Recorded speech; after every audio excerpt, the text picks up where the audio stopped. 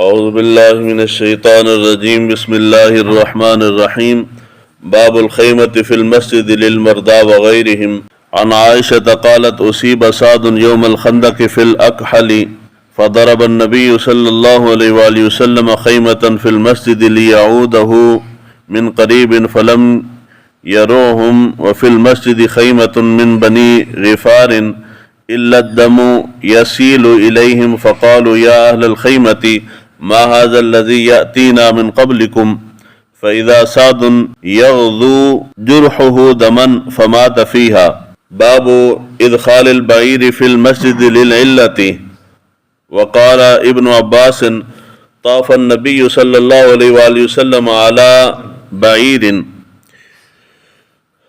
عن أم سلمة قالت شکوت الى رسول اللہ صلی اللہ علیہ وآلہ وسلم انی اشتکی قال توفی من وراء الناس وانت راکبۃ فطفت ورسول اللہ صلی اللہ علیہ وآلہ وسلم یصلی الى جنب البیت یقرأ بالطور وکتاب مستور۔ باب ہے مسجد کے اندر کسی بیمار کا خیمہ لگانا یا بیمار کے علاوہ کسی کا خیمہ لگانا۔ اس کے متعلق ایک روایت پہلے گزر چکی ہے، مسجد کے اندر خیمہ لگانے سے متعلق، یہ دوسری روایت ہے۔ یہاں بیمار کا ذکر ہے، وہاں عام بندے کا ذکر تھا۔ ام المومنین حضرت عائشہ صدیقہ سلام اللہ علیہ آپ روایت کرتی ہیں کہ غزوہ خندق کے اندر حضرت سعد بن معاذ رضی اللہ تعالیٰ عنہ ان کے بازو کے اندر، بازو کی ایک رگ میں تیر لگ گیا۔ حضور صلی اللہ علیہ وآلہ وسلم نے ان کے لیے مسجد کے اندر خیمہ لگوایا تاکہ لوگوں کو ان کی عیادت کرنے میں آسانی ہو، اور وہاں مسجد کے اندر بنی غفار قبیلہ ہے، ان کا بھی خیمہ وہاں موجود تھا۔ پھر لوگ خوف زدہ ہو گئے یہ دیکھ کر کہ اس خیمے سے خون بہہ کے بنی غفار کے خیمے کی طرف آ رہا تھا، تو لوگوں نے شور مچایا کہ خیمے والوں یہ کس چیز کا خون ہے۔ انہوں نے جا کے خیمے کے اندر دیکھا تو حضرت سعد کا وہ جو زخم تھا وہ زخم پھٹ چکا تھا، اور حضرت سعد کا وہ خون اتنا بہا کہ وہ خیمے سے باہر دوسرے خیمے تک آ گیا۔ تو اسی زخم کی وجہ سے حضرت سعد بن معاذ رضی اللہ تعالیٰ عنہ شہید ہو گئے۔ دوسری روایت ہے مسجد کے اندر کسی ضرورت کی وجہ سے اونٹ لے کے جانا، اس کے متعلق روایت ہے۔ ام المومنین حضرت ام سلمہ رضی اللہ تعالیٰ عنہ آپ روایت کرتی ہیں کہ میں نے حضور صلی اللہ علیہ وآلہ وسلم سے شکایت کی کہ میں بیمار ہوں، یعنی بیمار ہوں تو میں پیدل چل کے طواف نہیں کر سکتی، تو حضور صلی اللہ علیہ وآلہ وسلم نے فرمایا کہ تم لوگوں کے پیچھے جا کے سواری کے اوپر بیٹھ کے طواف کرو۔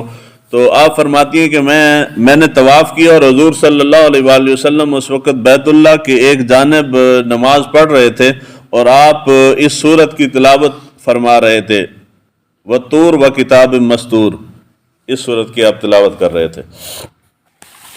پہلا باب جو ہے یہاں پہ حضرت سعد کا ذکر ہے۔ سعد سے مراد حضرت سعد بن معاذ ہیں۔ سعد نام کے بہت سارے صحابہ ہیں، حضرت سعد بن وقاص بھی ہیں، عموماً ان کا ذکر زیادہ آتا ہے۔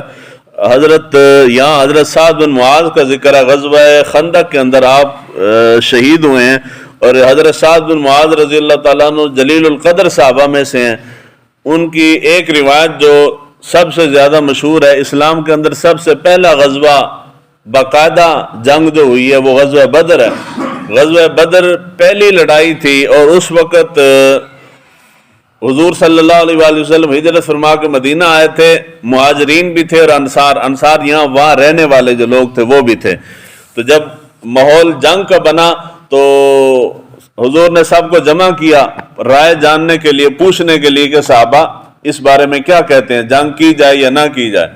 تو مہاجرین نے کھڑے ہو کے اپنی اپنی رائے کو اظہار کیا کہ جنگ، اس بات کے اوپر زور دیا کہ جی باہر نکل کے ان کا مقابلہ کرتے ہیں، لیکن حضور خاموش رہے۔ حضور صلی اللہ علیہ وآلہ وسلم کی خواہش یہ تھی کہ انصار میں سے کو بولے، کیونکہ اصل تو یہ ہیں، میزبان تو یہ ہیں، تو ان میں سے کو بولے۔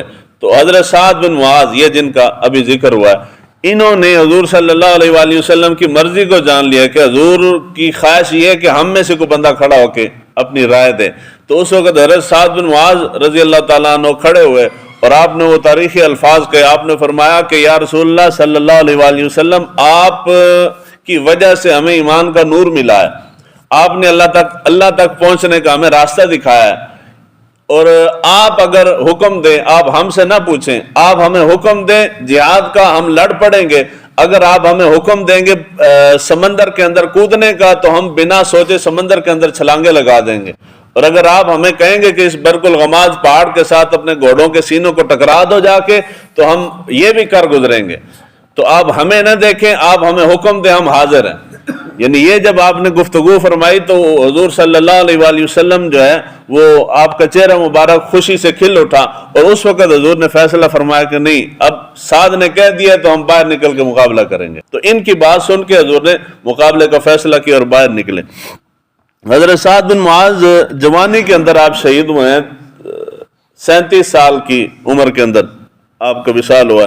تو مسجد کے اندر خیمہ حضور نے لگوایا اس وجہ سے کہ عیادت کرنے والوں کو تکلیف نہ ہو. گھر میں ہوگا تو ہر آنے جانے والے بندے کے لیے مسئلہ ہوگا، جھجک ہوگی. تو مسجد کے اندر خیمہ لگوایا گیا. وہ بیمار تھے. مسجد کے اندر خیمہ بیمار کا بھی لگانا جائز ہے، اور اگر کوئی بیمار نہ ہو، مسافر ہو، اس کا خیمہ بھی مسجد کے اندر لگا سکتے ہیں. ہنگامی حالت، اب تو حالات ویسے نہیں رہے، ہنگامی حالات میں مسجد کو ان کاموں کے لیے استعمال کیا جا سکتا ہے، فلاحی کاموں کے لیے. بندوں کو رہائش کی ضرورت ہے، بندوں کو قیام کی ضرورت ہے، رہنے کی ضرورت ہے، تو ان کو مسجد کے اندر رکھا جا سکتا ہے، بشرطے کہ وہ مسجد کا احترام کریں، ادب اس کا ملوز خاطر رکھیں. جس طرح کہ ہمارا یہ عرس ہوتا ہے تو عرس کے اوپر لوگ جو آتے ہیں وہ مسجد میں تو نہیں رہتے، مگر وہ باہر جنازہ گاہ کے اندر سوئے رہتے ہیں. تو یہ مسجد کی توہین ہے کہ بندہ مسجد کے پاس سویا رہے اور نماز کا ٹائم ہو تو یہ تو بڑی ماڑی گل ہے نا. پہلے میرے خیال میں تقریباً 3 سال تو مجھے ہو گئے، 2 بار میں نے دیکھا ہے وہ اسی طرح سوئے رہتے. تو مگر اس دفعہ جو آ کے سوئیں تو میں پھر صبح اٹھ کے جا کے جگاتا تو اٹھو نماز پڑھو.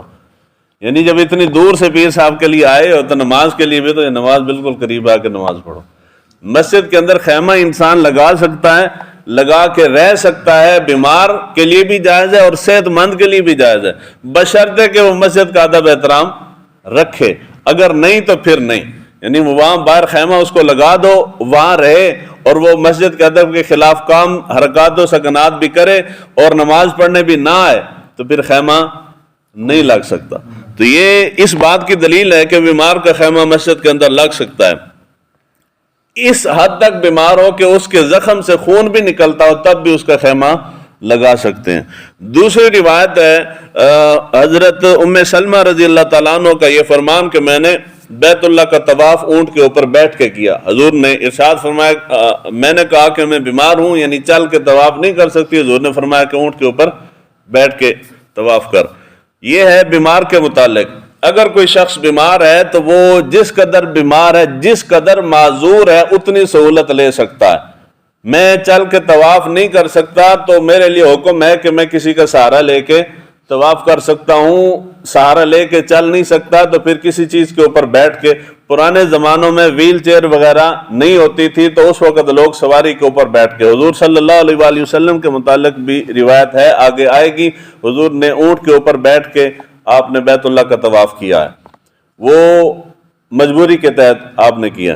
تو کوئی بھی عذر ہو، بیماری ہو، تو سواری کے اوپر بیٹھ کے طواف کرنا جائز ہے. مسجد کے اندر سواری لے کے آنا جائز ہے. جس طرح یہ بیت اللہ کے اندر ظاہر اونٹ کے اوپر بیٹھ کے طواف کرنا ہے، تو اونٹ مسجد بیت اللہ کے اندر داخل ہوا ہے تبھی طواف ہوا ہے نا. یعنی اس صحن کے اندر، اس حرم کے اندر حدود میں موجود تھا. تو یہاں سے دلیل پکڑی فقہاء نے کہ جب مسجد کے اندر اونٹ ہو یا گھوڑا وغیرہ ہو، کوئی مجبوری ہو تو آپ اس کو اندر لا سکتے ہیں. ویل چیئر استعمال کرنا سب سے زیادہ ہمارے پاکستانی حضرات کرتے ہیں. شریعت نے جس حد تک اجازت دی ہے معذور کو، اس حد تک وہ سہولت لے سکتا ہے. اس کی ایک میں مثال دے رہا ہوں. میرے لیے مشکل ہے کہ میں نیچے بیٹھ نہیں سکتا، زمین تے تھلے نہیں بیٹھ سکتا، تو پھر میں کی کرا، میں پھر کرسی تے چلو بیٹھ جاؤں. کرسی پہ بیٹھنے میں سہولت ہے. میں کرسی پہ نہیں بیٹھ سکتا تو پھر نیچے بیٹھ جاؤں. یعنی جس حد تک میں معذور ہوں اس حد تک میں سہولت استعمال کر لوں. بندہ آیا ہے وہ نیچے بیٹھ سکتا ہے. ہمارے ہاں فیشن ہے کرسی پہ بیٹھنا، عام مسجدوں کے اندر جائیں کرسیوں کے پیچھے لائنیں پڑی ہیں، وہ جی کیوں بیٹھے ہو؟ وہ جتنے کرسی پہ بیٹھے ہیں اگر ان کے لیے کھڑا ہونا مشکل ہے تو پھر وہ بیٹھ کے نماز پڑھیں۔ بیٹھ کے مراد اے زمین دے تھلے بہ جاؤ، ایتھے بہ کے پڑھ لو نماز۔ کرسی پہ وہ بندہ بیٹھے جو نیچے نہیں بیٹھ سکتا۔ مسئلہ سمجھ آیا جی؟